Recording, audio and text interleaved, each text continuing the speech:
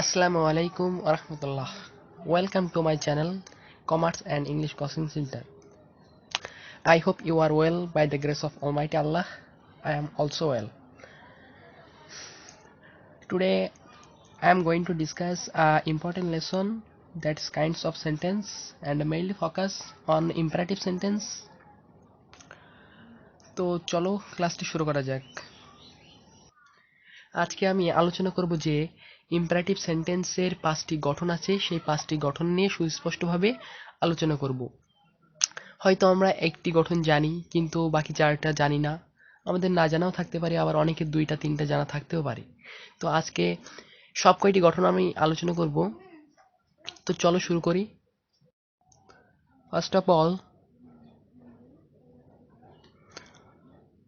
প্রথম গঠনটি হলো প্রথমে থাকবে ভার্ব প্লাস এক্সটেনশন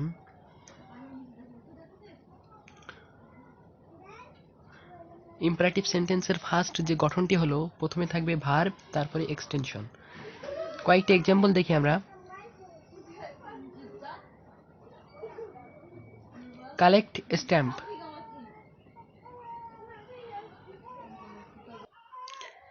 সংগ্রহ করো টিকিট। প্রথমে আছে ভার্ব, তারপরে আছে অবজেক্ট অথবা এক্সটেনশন, সংগ্রহ করো টিকিট। তারপরে আরো দেখি, গো টু স্কুল, যাও স্কুলে। এখানে টু স্কুল হলো অ্যাডভার্ব, আর এখানে স্ট্যাম্প হলো নাউন।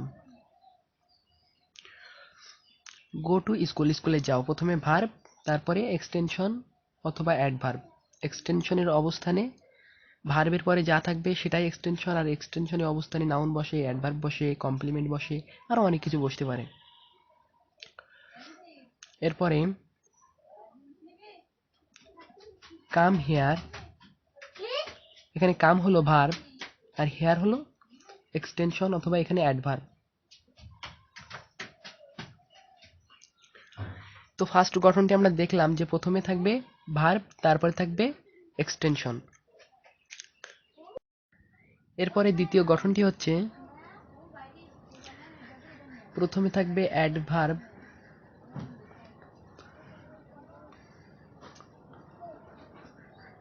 প্লিজ অথবা কাইন্ডলি, এই দুইটা মেইনলি, এই দুইটা অ্যাডভার্ব থাকবে প্রথমে, তারপরে থাকবে ভার্ব, তারপরে থাকবে এক্সটেনশন। তো কয়েকটি উদাহরণ দেখি আমরা। প্লিজ হেল্প মি, প্রথমে আছে অ্যাডভার্ব প্লিজ, তারপরে ভার্ব, মেইন ভার্ব, তারপরে বাকি অংশ বা এক্সটেনশন। তো আমরা দেখলাম যে প্রথমে থাকবে অ্যাডভার্ব, তারপরে থাকবে ভার্ব, তারপরে থাকবে এক্সটেনশন। এটাও হলো ইম্পারেটিভ সেন্টেন্সের একটি গঠন। আরো একটি উদাহরণ দেখি।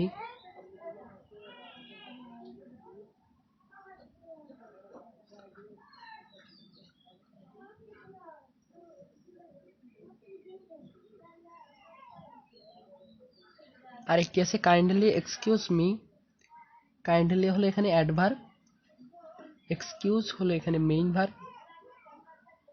ভার্ব, তারপরে মি হলো এক্সটেনশন। তো আমরা আরেকটি দেখলাম যে কাইন্ডলি হলো একটি অ্যাডভার্ব, তারপরে মেইন ভার্ব, তারপরে এক্সটেনশন। তো এই দুইটিই হলো এই স্ট্রাকচারের অধীনে, সুতরাং এটাও একটি ইম্পারেটিভ সেন্টেন্সের গঠন।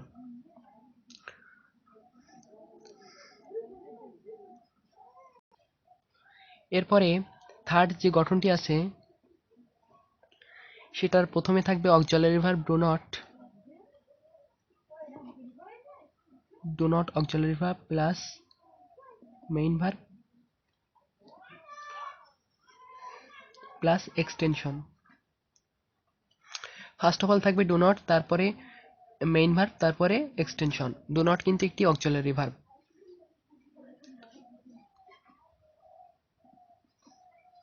এক্সাম্পল দেখি আমরা। Don't run,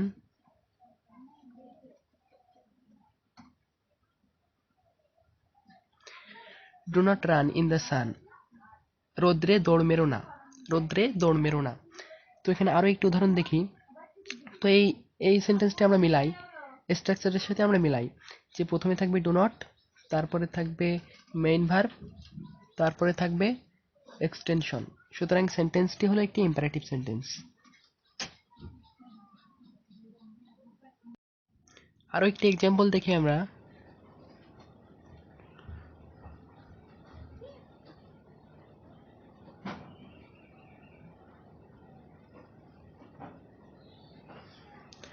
first of all আছে don't make mistake, don't make mistake, ভুল করো না।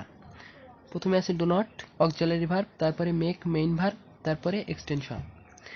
তো আমরা দেখলাম এই দুইটি সেন্টেন্সই এই স্ট্রাকচারের অধীনে, সুতরাং এই দুইটি সেন্টেন্সই হলো ইম্পারেটিভ সেন্টেন্স। এর পরবর্তী যে গঠনটি আছে, চতুর্থ নম্বর গঠনটি, সেটা হলো ফার্স্ট অফ অল থাকবে লেটস অথবা let us plus verb plus extension. প্রথমে থাকবে লেটস অথবা লেটাস, তার প্লাস ভার্ব প্লাস এক্সটেনশন। দেখি একটি উদাহরণ।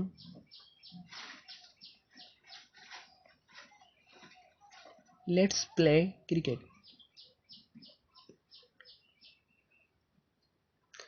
লেটস প্লে ক্রিকেট, চলো আমরা খেলি ক্রিকেট। এখানে অ্যাপস্ট্রফি এস দিয়ে বোঝাচ্ছে ইউএস, আজ, মানে আমাদেরকে বোঝাচ্ছে। লেটস, লেট আজ প্লে ক্রিকেট, এই লেটস দ্বারা লেট আজ বোঝাচ্ছে। সরাসরি লেটাসও থাকতে পারে, আবার লেটসও থাকতে পারে। লেটস প্লে ক্রিকেট, চলো আমরা ক্রিকেট খেলি, একটি প্রস্তাব বোঝাই। আরো একটি এক্সাম্পল দেখি আমরা।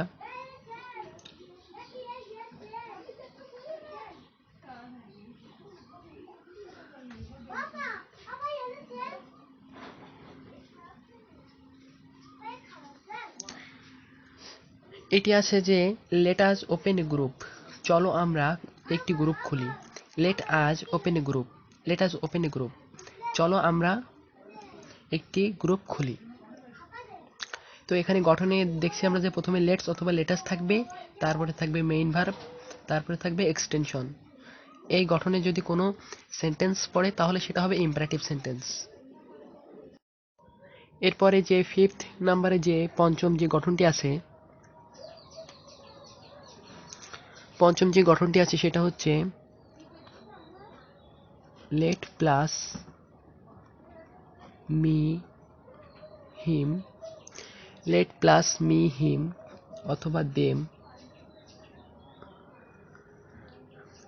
লেটের পরে এস অথবা ইউএস বাদে লেটের পরে যদি মি হিম দেম এগুলো থাকে, তাহলে এই লেট দ্বারা যে সেন্টেন্সটি, ইম্পারেটিভ সেন্টেন্সটি যে গঠন হচ্ছে সেটা হবে অনুমতি বোঝাবে। যেমন লেট মি, তারপরে ভার্ব প্লাস এক্সটেনশন। প্রথমে থাকবে লেট, তারপরে মি হিম অথবা দেম, এস অথবা ইউএস বাদে বাকি যে কোনো অবজেক্ট বসতে পারে এখানে, প্লাস ভার্ব প্লাস এক্সটেনশন। তো কয়েকটি উদাহরণ দেখি আমরা।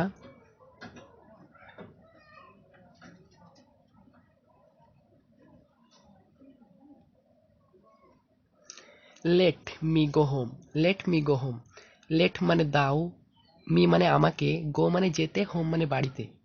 লেট মি গো হোম, আমাকে বাড়িতে যেতে দাও। এখানে অনুমতি চাচ্ছে, এই লেট দ্বারা অনুমতি চাচ্ছে। আর এই সেন্টেন্সটি হলো ইম্পারেটিভ সেন্টেন্সের একটি গঠন, একটি গঠনে এই সেন্টেন্সটি পড়ে, সুতরাং সেন্টেন্সটি হলো ইম্পারেটিভ সেন্টেন্স। আরো একটি উদাহরণ দেখি আমরা।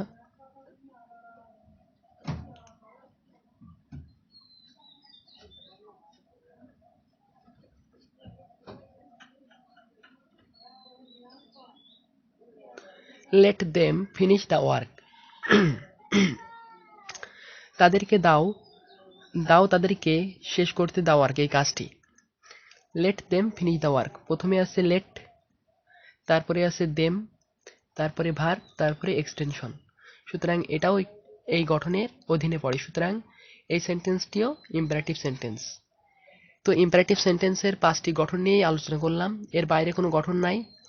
তো এমন ধরনের ইংলিশ গ্রামারের A to Z ক্লাস পেতে আমার চ্যানেলটি অবশ্যই সাবস্ক্রাইব করে আমার সাথে থাকবে। এ পর্যন্তই, তোমরা সকলে ভালো থাকো। আসসালামু আলাইকুম ওয়া রাহমাতুল্লাহ।